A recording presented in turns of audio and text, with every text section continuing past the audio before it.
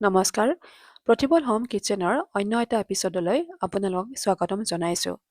আজি ফলামুগৰ ঢকলা আপোনালোকৰ মাজলৈ লৈ আহিছোঁ।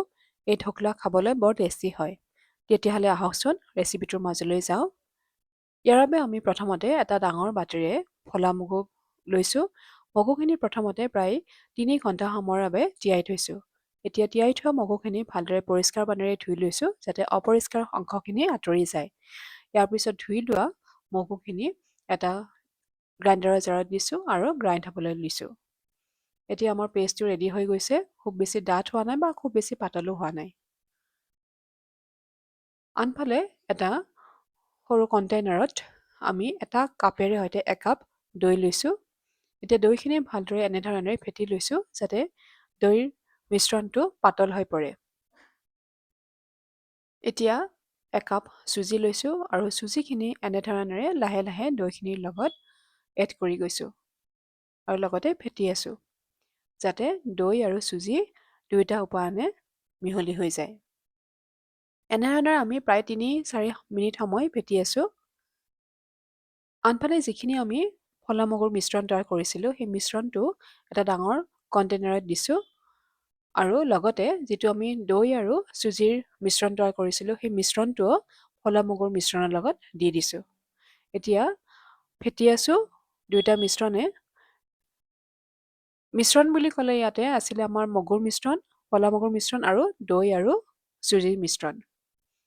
এতিয়া গোটেইকেইটা উপাদান যাতে ভালদৰে মিহলি হৈ যায় তাৰ বাবে কিছু সময়ৰ বাবে ফেটিছোঁ। ইয়াৰ পিছত সামান্য পৰিমাণে পানী দিছোঁ আৰু পুনৰাই ফেটি আছোঁ। এতিয়া আমি এচামুচ নিমখ লৈছোঁ। নিমখ ইয়াতে ৰক সল্ট ব্যৱহাৰ কৰা হৈছে। লগতে ৰিফাইন অইল লৈছোঁ। ৰিফাইন অইলৰ পৰিমাণ ইয়াতে 2 চামুচ লৈছোঁ। এতিয়া নিমখ আৰু অইলখিনি দিয়াৰ পিছত আমি পুনৰাই ফেটি আছোঁ যাতে নিমখ আৰু তেলখিনিও মিশ্ৰণখিনিৰ লগত মিহলি হৈ যায়। ইয়াৰ পিছতে আমি যিহেতু আমাৰ মিশ্ৰণটো কিছু পৰিমাণে পাতল হৈ আছিলে তাৰ বাবে আমি আধাতকৈ অলপ বেছি কাপেৰে সৈতে চুজি দিছোঁ। পিছত পুনৰাই ফেটিছোঁ আৰু তাৰপিছত আৰু অলপ চুজি দিছোঁ। গতিকে চুজিৰ পৰিমাণ হিচাপত ক'ব গ'লে এই মিশ্ৰণটোত মুঠ পৰিমাণ চুজিৰ ব্যৱহাৰ কৰিছোঁ 2 কাপ। ইয়াৰ পিছত আন্দাজ অনুযায়ী চেনি ব্যৱহাৰ কৰিছোঁ আৰু এতিয়া ফেটিবলৈ আৰম্ভ কৰিছোঁ পুনৰ। এতিয়া ফেটোতে দেখাই পাইছে আমি এটা ডাইৰেকশ্যনতে ফেটি আছোঁ। ফেটিছোঁ অলপ বেছি সময়ৰ কাৰণে যিহেতু প্ৰতিটো উপাদানে যাতে এইটোৱে সেইটোৰ লগত ভালদৰে মিহলি হৈ যায়। এতিয়া উপযুক্ত হিচাপত সি হৈ উঠিছে মিশ্ৰণটো। এতিয়া ইয়াতে আমি বেকিং ছ'ডা লৈছোঁ। বেকিং ছ'ডাৰ পৰিমাণ সামান্য পৰিমাণে লৈছোঁ। এতিয়া পুনৰাই ফেটিবলৈ আৰম্ভ কৰিছোঁ। ইয়াতে যিখিনি আমি উপাদান ব্যৱহাৰ কৰিছোঁ সেই উপাদানসমূহ ঘৰতে সকলোৰে ঘৰে ঘৰে সাধাৰণতে পোৱাই যায়। আমি সাধাৰণতে বেচনৰ ঢকলা খাওঁ, কিন্তু মুগ দালৰ যিটো ঢকলা হয় সেই ঢকলাও কিন্তু খাবলৈ বৰ টেষ্টি হয়। এতিয়া এটা কণ্টেইনাৰত ঘি লৈছোঁ আৰু ঘিখিনি কণ্টেইনাৰৰ তলভাগত আৰু লগতে চাৰিওকাষে যাতে ভালদৰে লাগি যায় তাৰ বাবে এনেধৰণেৰে লেপি লৈছোঁ। ঘিৰ সলনি আপোনালোকে ৰিফাইন অইলো ব্যৱহাৰ কৰিব পাৰে। এতিয়া যিটো মিশ্ৰণ তৈয়াৰ কৰিছিলোঁ সেই মিশ্ৰণটো এই কণ্টেইনাৰত দি দিছোঁ। ইয়াতে ঘি নাইবা ৰিফাইন অইল এইকাৰণে ব্যৱহাৰ কৰা হয় কণ্টেইনাৰত যাতে ঢকলা যেতিয়া হৈ যায় তাৰপিছত যাতে ঢকলাটো ভালদৰে উঠাই আনিব পাৰে কণ্টেইনাৰৰ পৰা তাৰ বাবে আমি ঘি নাইবা ৰিফাইন অইল ব্যৱহাৰ কৰোঁ। এতিয়া এটা কেৰাহী বাৰ্ণাৰত উঠাই দিছোঁ, লগতে নিমখ দিছোঁ। নিমখখিনি যেতিয়া গৰম হৈ আহিছে তেতিয়া তাত এটা ষ্টেণ্ড দিছোঁ। এতিয়া মিশ্ৰণটো কণ্টেইনাৰৰ সৈতে কেৰাহীত উঠাই দিছোঁ। তাৰপিছতে আমি ঢাকনেৰে ঢাকি থৈ দিছোঁ। প্ৰায় 5-ৰ পৰা 6 মিনিট সময়ৰ বাবে আমি জুইৰ ভলিউমটো হাই ভলিউমত ৰাখিছোঁ আৰু তাৰপিছতে আমি মিডিয়াম ভলিউমত ৰাখিছোঁ। আনফালে আমি যিহেতু ঢকলা বনাবৰ বাবে আমি এটা লিকুইড নাইবা তৰকা ব্যৱহাৰ কৰোঁ, সেই লিকুইডৰ বাবে আমি প্ৰথমতে এনেধৰণেৰে নৰসিংহ পাত লৈছোঁ, লগতে এটা নেমু টেঙা লৈছোঁ আৰু 6ৰ পৰা 7টা জলকীয়া লৈছোঁ। এতিয়া এটা কেৰাহীত তেল দিছোঁ। তেলৰ পৰিমাণ সামান্য পৰিমাণে ব্যৱহাৰ কৰিছোঁ, খুব বেছি ব্যৱহাৰ কৰা নাই। আনফালে আমাৰ আনটো বাৰ্ণাৰত যিহেতু আমি ঢকলাটো উঠাই দিছিলোঁ, আমাৰ ঢকলা হৈয়ে আহিছে।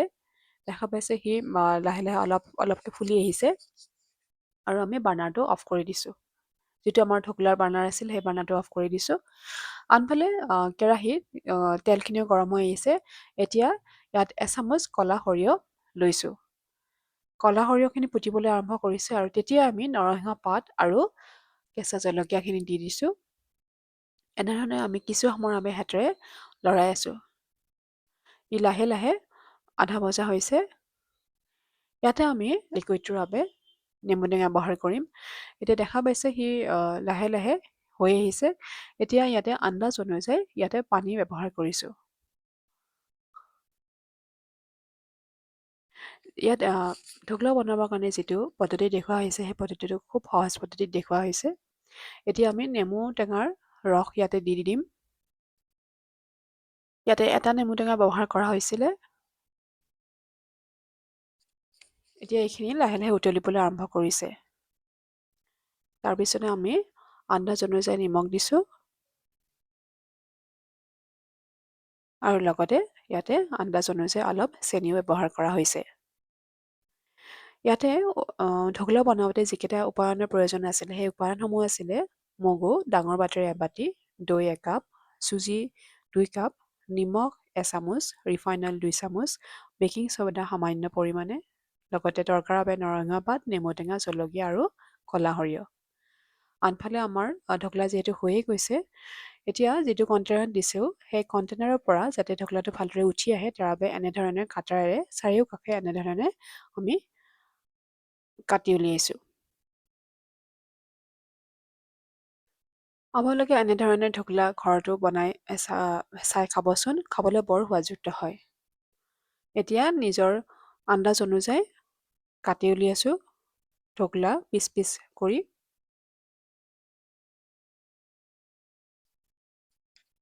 যিহেতু উপাদানসমূহ সহজলভ্য হয় বা সদায় আমি বেচনৰ ঢকলা খাবলৈ কেতিয়াবা আমনিও লাগে, গতিকে সোৱাদটো চেঞ্জ কৰিবৰ বাবে আমি এনেধৰণেও ফলা মগুৰ ঢকলাও ঘৰতে বনাই খাব পাৰোঁ। এতিয়া লিকুইডটো আমি ইয়াতে দি দিছোঁ, যাতে লিকুইডটো ভিতৰলৈ সোমাই যায় তাৰ বাবে আমি অলপমান এনেধৰণে তল ওপৰ কৰি দিছোঁ।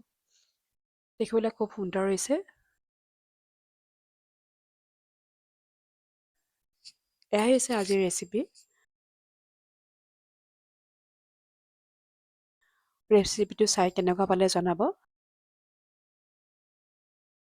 যদি ভাল পায় তেতিয়াহ'লে লাইক, শ্বেয়াৰ আৰু কমেণ্ট কৰিব নাপাহৰিব। লগতে ছাবস্ক্ৰাইব কৰিব।